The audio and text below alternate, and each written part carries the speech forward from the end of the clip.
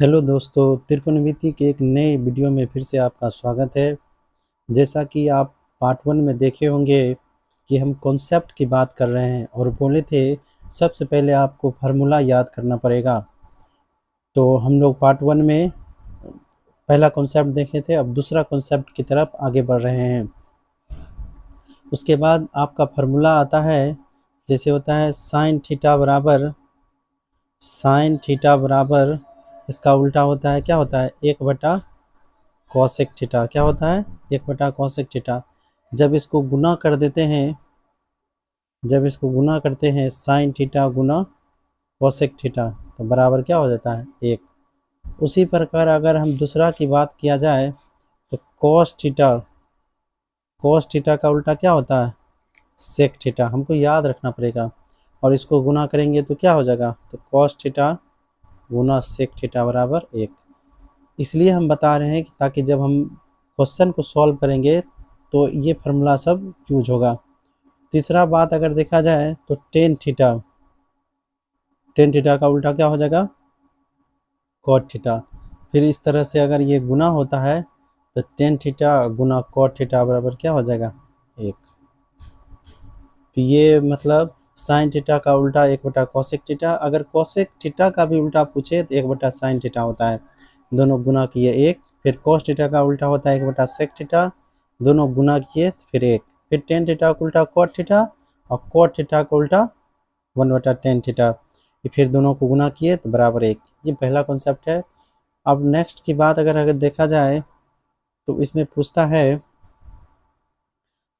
Pythagoras प्रमेय से Pythagoras प्रमेय से पाइथागोरस प्रमेय से होता है कर्ण स्क्वायर, यानी कर्ण स्क्वायर बराबर लंब स्क्वायर प्लस आधार स्क्वायर। कर्ण का मतलब एच स्क्वायर बराबर पी स्क्वायर और प्लस बी स्क्वायर।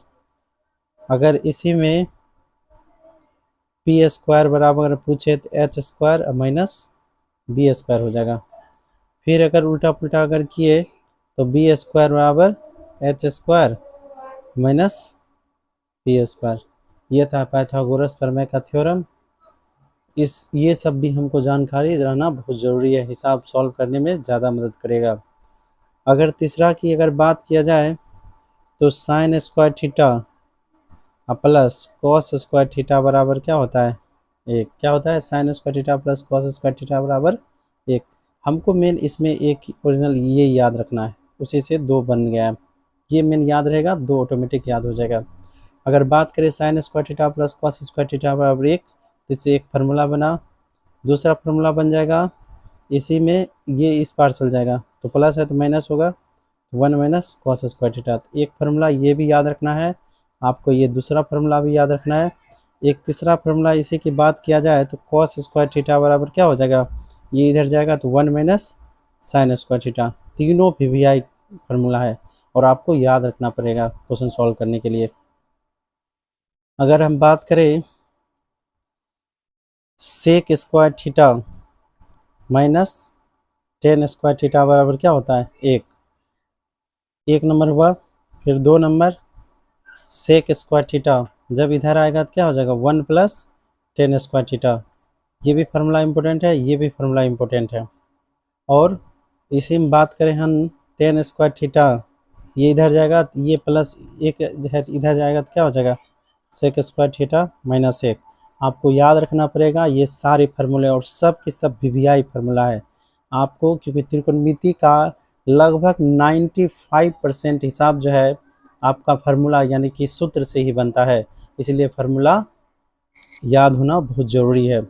अगर लास्ट अगर टॉपिक की अगर हम बात करें तो एक फार्मूला और आता है इसमें, cosec square theta minus cot square theta बराबर क्या होता है, 1। तो एक नंबर हो गया। दूसरा कोसेक स्क्वायर थीटा बराबर, ये माइनस है उधर जाएगा तो 1 प्लस क्या हो जाएगा, कॉट स्क्वायर थीटा। ये हो गया दूसरा। तीसरा फार्मूला की अगर बात किया जाए तो कॉट स्क्वायर थीटा बराबर कोसेक स्क्वायर थीटा माइनस 1। ये तीनों इम्पोर्टेंट फार्मूला है और तीनों इम्पोर्टेंट फार्मूला को हमको याद रखना बहुत ही ज़रूरी है। अगर आप मेरा पार्ट 1 त्रिकोणमिति का नहीं देखे हैं तो जाके देखिए, और उसके बाद पार्ट 2 देखने के बाद ज़्यादा समझ में आएगा। अगर वीडियो अच्छा लगे तो लाइक कीजिए, कमेंट कीजिए, सब्सक्राइब कीजिए और दोस्तों में शेयर कीजिए। थैंक्स।